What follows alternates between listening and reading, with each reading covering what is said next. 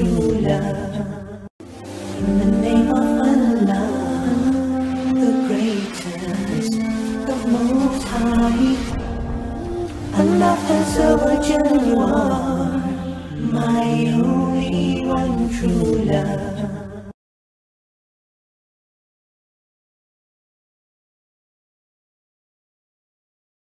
ওখানে কয়েক লক্ষ মানুষ, তাই না? তো ওই কয়েক লক্ষ মানুষের ওখানে আমরা না মিশে গিয়ে আমরা এখানে আবার আলাদা একটা ছোট অনুষ্ঠান করলাম, এর কারণ কি? এটা একটা প্রশ্ন না?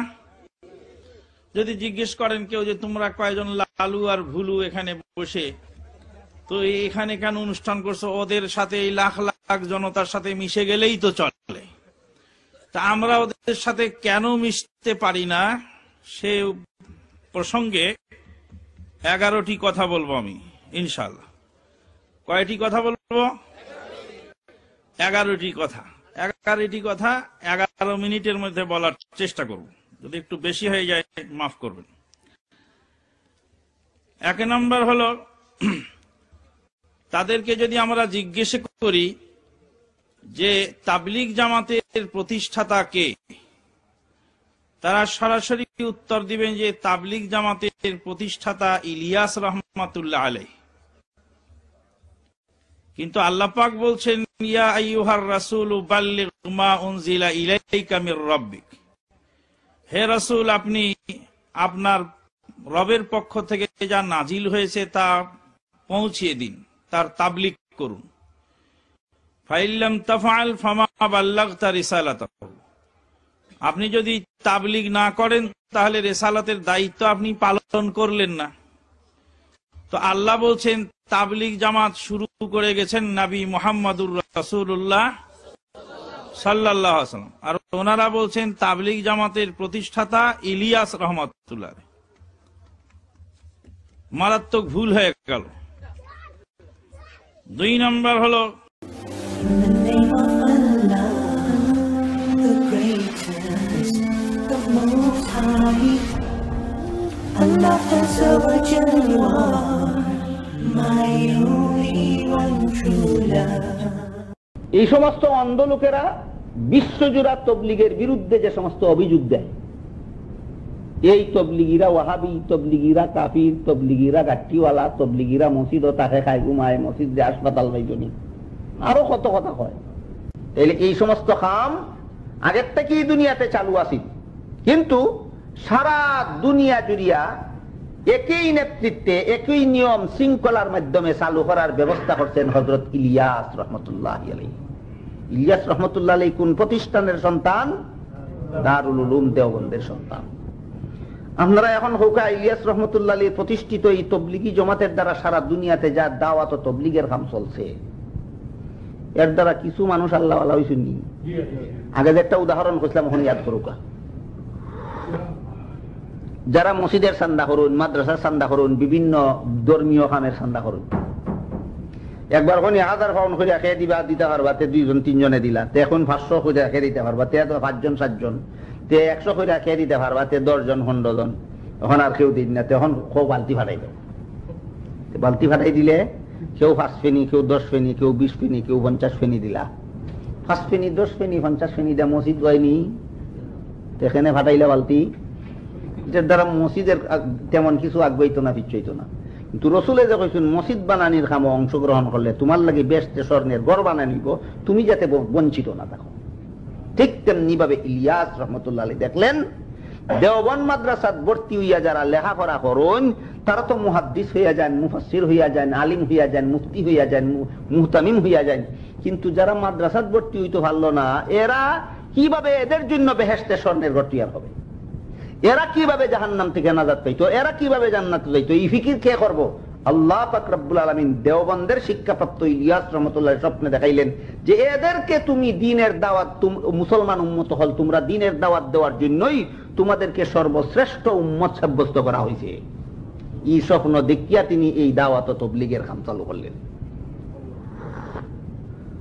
কোন সময় হয় দাওয়াত ও তাবলীগের কাম নবীরার, উম্মতে আবার কিতা দাওয়াত ও তাবলীগের কাম করতো? আল্লাহ পাক রব্বুল আলামিন কোরআনের আয়াতে ফরমান, ইয়া আইয়ুহার রাসূল বাল্লিগ মা উনজিলা ইলাইকা মির রাব্বিকা ওয়া ইল্লাম তাফআল ফামা বাল্লাগতা রিসালাতাহ। হে রাসূল করিম সাল্লাল্লাহু আলাইহি ওয়াসাল্লাম, আপনার কাছে আপনার পরওয়ারদিগারের পক্ষ থেকে যা কিছু নাজিল করা হইল সবগুলি তবলিগ করিয়া দেউকা, পৌঁছাইয়া দেউকা। তবলিগ করার মানে পৌঁছাইয়া দেওয়া, তবলিগ করার মানে পৌঁছাইয়া দেওয়া। একটা শব্দ হইল দাওয়াত আর একটা শব্দ হইল তবলিগ, দুইটা শব্দের বেশ কম বুঝুকা। দাওয়াত শব্দটাও আরবি, তবলিগ শব্দটাও আরবি। দাওয়াতের বাংলা হইল আহ্বান করা, ডাহা, কবায়াও। আর তবলিগ শব্দের অর্থ হইল পৌঁছাইয়া দেওয়া। আল্লাহর কথা, আল্লাহর রসুলের কথা, আল্লাহর বন্দার কাছে পৌঁছাইয়া দিয়া এই কথা হওয়া যে এই কথার দ্বারা দেখো তুমি আল্লাহর পথে আসো না ভিন্ন পথে আসো। যদি তুমি ভিন্ন পথে তাকিয়ে থাকো আল্লাহর পথে আও, এর নাম দাওয়াত। আল্লাহর কথা পৌঁছাইয়া দিলে হয় তবলিগ, আর আল্লাহর পথে ডাকলে হয় দাওয়াত, এর নাম হইল দাওয়াত ও তবলিগ। হাদিস শরীফে উল্লেখ আছে, হযরত রাসূল করিম সাল্লাল্লাহু আলাইহি ওয়াসাল্লাম ফরমাইন, আগের জামানাত এক নবী দুনিয়ার থেকে বিদায় হওয়ার বাদে নবীর বেশিরভাগ উম্মত আফতে কুফতে চলে গেছে। কিছু সংখ্যক উম্মত আছে এরা বালা কাম করে, কিন্তু যারা আফতে গেছে এরা দাওয়াত দেয় না, তবলিগ করে না।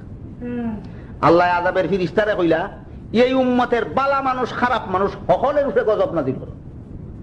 ফেরেশতায় জিগাইলে, আল্লাহ খারাপ কাম যারা করে এর উপরে গজব নাজিল করতাম খারাপ কামের অপরাধে, এটা তো বুঝে আয় বুধ ভাই, কিন্তু যারা বালা কাম করে এর উপরে গজব নাজিল করতাম কোন অপরাধে?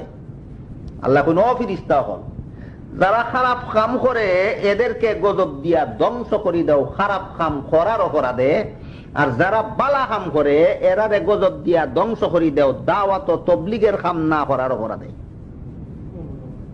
হাদিস বুঝি থাকলে হোকা চাই, খালি বালা কাম করিয়া নাজাত পাওয়া যাইব না দাওয়াত ও তবলিগ লাগবো? দাওয়াত ও তবলিগ লাগবো। অন্য আয়াতে আল্লাহ ফরমাইন, وَإِذَا أَرَدْنَا أَن نُهْلِكَ قَرْيَةً أَمَرْنَا مُتْرَفِيهَا فَفَسَقُوا فِيهَا فَحَقَّ عَلَيْهَا الْقَوْلُ فَدَمَّرْنَاهَا تَدْمِيرًا। আল্লাহ কইন, আমি কোন জাতিরে হঠাৎ অকারণে ধ্বংস করে দিই না।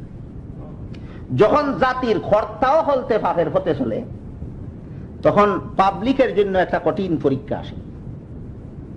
এই পাবলিকও যদি কর্তাও হলতের সাথে কুফতে চলা শুরু করে দেয়, তখন আমি গজব নাজিল করি না। তখন আমি লক্ষ্য করি এই সরকার রে আর এই পাবলিক রে বালা পথে দাওয়াত নিলেও দেয়। যদি কোন লোকে দাওয়াত দিলায়, যারা পাপের পথে চলে এরার সাজা মুলতবি থাকে, ভবিষ্যতে ভাইবাই সাজা, এখন সাজা হইতো না।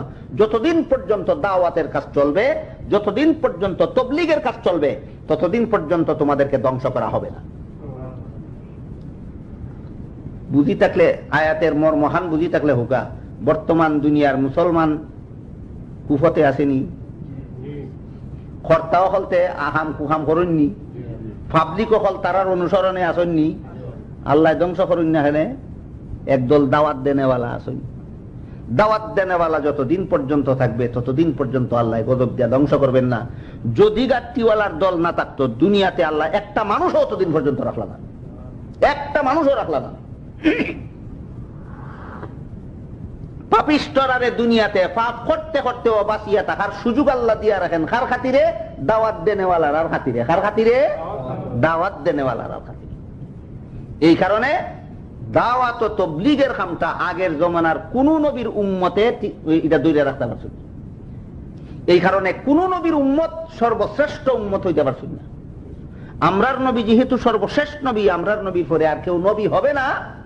এই কারণে দাওয়াত ও তবলিগের কাম করার জন্য আর কোন নবী নাই। এই কারণে দাওয়াত ও তবলিগের কামটা উম্মতে ওই দরিয়া রাখা লাগবো। এই কারণে আল্লাহ ফরমায়েন, কুনতুম খাইরা উম্মাতিন, হে মুহাম্মদুর রাসূলুল্লাহর উম্মত হল তোমরা সর্বশ্রেষ্ঠ উম্মত। বুঝি থাকলে হোক, আমরা শ্রেষ্ঠ উম্মত কোন কারণে?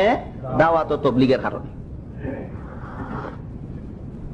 দাওয়াত ও তবলিগের কারণে আমরা শ্রেষ্ঠ উম্মত। আল্লাহ এই দাওয়াত ও তবলিগের কাম পয়লা নবীরে সমঝাইছিলা কিভাবে? আল্লাহ কইন, ইয়া আইয়ুহার রাসূলু বাল্লিগ মা উনজিলা ইলাইকা মির রাব্বিক ওয়া ইল্লাম তাফআল ফামা বাল্লাগতা রিসালাতা, হে রাসূল করিম সাল্লাল্লাহু আলাইহি ওয়াসাল্লাম, আপনার পরওয়ারদিগারের পক্ষ থেকে আপনার কাছে যা কিছু নাজিল করা হলো সবগুলি আপনি পৌঁছাইয়া দিন, তাবলীগ করিয়া দিন।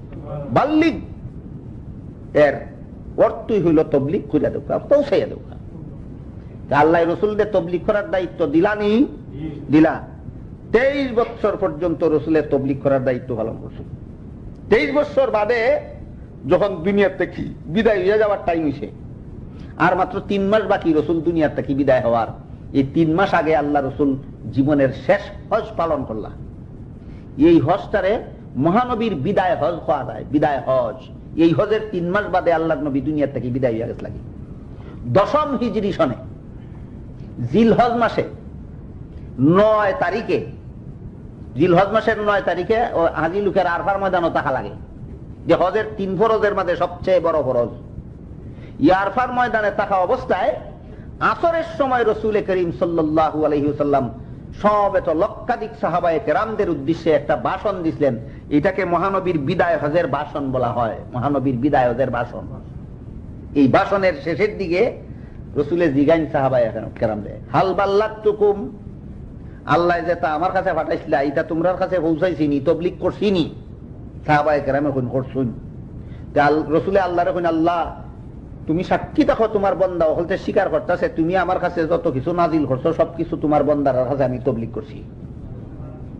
এর বাদে এরারে কই, ফালইউবাল্লিগিস শাহিদু মিনকুমুল গায়ব, তোমরা যারা আমারে পাইছো তারা আমার কথাগুলি, যারা আমারে পাইছে না তারার কাছে তাবলীগ করিয়া দিও। এই পাইছো আর পাইছে না এটার 2 ব্যাখ্যা। যখন আরফার ময়দানে সাহাবায়ে কেরাম উপস্থিত আসলা, এরা তো রাসূলের সামনে উপস্থিত, এরা তো রাসূলকে পাইছেন। যারা আমারে পাইছে না তারার কাছে তোমরা তাবলীগ করে দিও, যারা পাইছে না। এই কথাটার 2টা ব্যাখ্যা কি রকম? এক ব্যাখ্যা হইল যে ইবারের হজ যারা আইছে না এরা তো আমার ভাষণ শুনছে না। আর এক ব্যাখ্যা হইল আমার আমল যারা দুনিয়াতে যাদের জন্ম হইছে না এরা তো আমারে পাইছে না। কাজেই তোমরা যারা আমার কথাগুলি পাইছো, এই ইহজ যারা আইছে না তারার কাছেও আমার কথাগুলি পৌঁছাইয়া দিও। আর এখন পর্যন্ত যারা দুনিয়াতে আইছে না তারা যখন ওই দুনিয়াতে আইব তোমরা যে ওই যারারে ভাইবাই আমার কথাগুলি পৌঁছাইয়া দিবাই। আল্লাহ তাবলীগের দায়িত্ব সমঝাইছিল আরে নবীরে, আর বিদায় হজের ভাষণে নবী এই তাবলীগের দায়িত্ব সমঝাইলা আরে উম্মত রে। আইলনি উম্মতেরা তো তাবলীগের দায়িত্ব। এই তাবলীগ উম্মতে বিচ্ছিন্ন ভাবে চালাইছে 1500, প্রায় 1500 বছর পর্যন্ত। বিচ্ছিন্ন ভাবে কিরকম? ব্রিটেনে একদলে তাবলীগ করে, পাকিস্তানের তাবলীগ করনেওয়ালার সাথে সম্পর্ক নাই। পাকিস্তান একদলে তাবলীগ করে, বাংলাদেশও তাবলীগ করনেওয়ালার সাথে সম্পর্ক নাই। বাংলাদেশও একদলে তাবলীগ করে, সৌদি আরবে তাবলীগ করনেওয়ালার সাথে সম্পর্ক নাই। সৌদি আরবে একদলে তাবলীগ করে, আমেরিকায় তাবলীগ করনেওয়ালার সাথে সম্পর্ক নাই। এইভাবে 1300 বছর পর্যন্ত দুনিয়াতে তাবলীগ চলছে। দারুল উলুম দেওবন্দ মাদ্রাসা মুহাম্মদুর রাসূলুল্লাহর অঙ্কিত রেখায় রেখায় প্রতিষ্ঠিত হয়েছে। দারুল উলুম দেওবন্দ মাদ্রাসায় শিক্ষাপ্রাপ্ত হয়েছেন হযরত ইলিয়াস রাহমাতুল্লাহি আলাইহি। আল্লাহ স্বপ্নে দেখাইছেন যে যারা মাদ্রাসাত ভর্তি হইতে পারে না এরার কাছে দাওয়াত ও তাবলীগের কাম করো। স্বপ্ন দেখিয়া তিনি যারা মাদ্রাসাত ভর্তি হইছে না এদের মধ্যে দাওয়াত ও তাবলীগের কাম চালু করলেন। ইনি চালু করার বাদে এখন বাংলাদেশি তাবলীগের সাথে ব্রিটেনের তাবলীগের সম্পর্ক নাই, ই অসুবিধা রয়েছে না। এখন সারা দুনিয়া জুড়া যতজনের তাবলীগের কাম করতেছেন সকলের সাথে সকলের যোগসূত্র আছে। কোন দিন বাংলাদেশে ইজতেমা হইব সারা দুনিয়ার তাবলীগীরার খবর আছে, কোন দিন পাকিস্তান ইজতেমা হইব সারা দুনিয়ার তাবলীগীরার খবর আছে, কোন দিন কুয়েতে ইজতেমা হইব সারা দুনিয়ার তাবলীগীরার কাছে খবর আছে, কোন দিন ব্রিটেনে ইজতেমা হইব সারা দুনিয়ার তাবলীগীরার কাছে খবর আছে। বিচ্ছিন্নভাবে তাবলীগের কাম চলছিল দারুল উলুম দেওবন্দ প্রতিষ্ঠার আগে। আর ইলিয়াস রাহমাতুল্লাহি আলাইহি দারুল উলুম দেওবন্দ মাদ্রাসাত লেখাপড়া করিয়া তাবলীগের কাম বিচ্ছিন্নভাবে চালাইছেন না সুসংগঠিতভাবে চালাইছেন? সুসংগঠিতভাবে চালাইছেন সারা দুনিয়াতে দাওয়াত ও তাবলীগের কাম।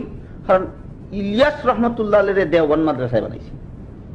ইলিয়াস রাহমাতুল্লাহ চিন্তা করলেন যারা দেওবন্দ মাদ্রাসাত ভর্তি হইয়া লেখাপড়া করিয়া আলিম হয় এরা না হয় নিজের নাজাতের পথ নিজে ভাইল, যারা সংসারের কারণে মাদ্রাসাত ভর্তি হইতে পারে না এদের নাজাতের কি উপায় হবে? আল্লাহ স্বপ্নে দেখাইয়া কইন যে তোমরা নিজের জান বাঁচানির লাগি তোমরা শ্রেষ্ঠ উম্মত বানাই নিয়েছে না, সারা দুনিয়ার মানুষে নাজাতের পথ দেখানির লাগি তোমরা শ্রেষ্ঠ উম্মত বানাই নিয়েছে। সুতরাং শুধু মাদ্রাসা লইয়া বইয়া থাকলে কিয়ামতের দিন আল্লাহর কাছে জবাব দিতে পারতে না। সমস্ত পাবলিকের কাছে দাওয়াত ও তাবলীগের কাজ চালু করো যদি আল্লাহর কাছে নাজাত পাইতে চাও। In the name of Allah, the greatest, the most high. Allah Azza wa Jalla, my only one true love.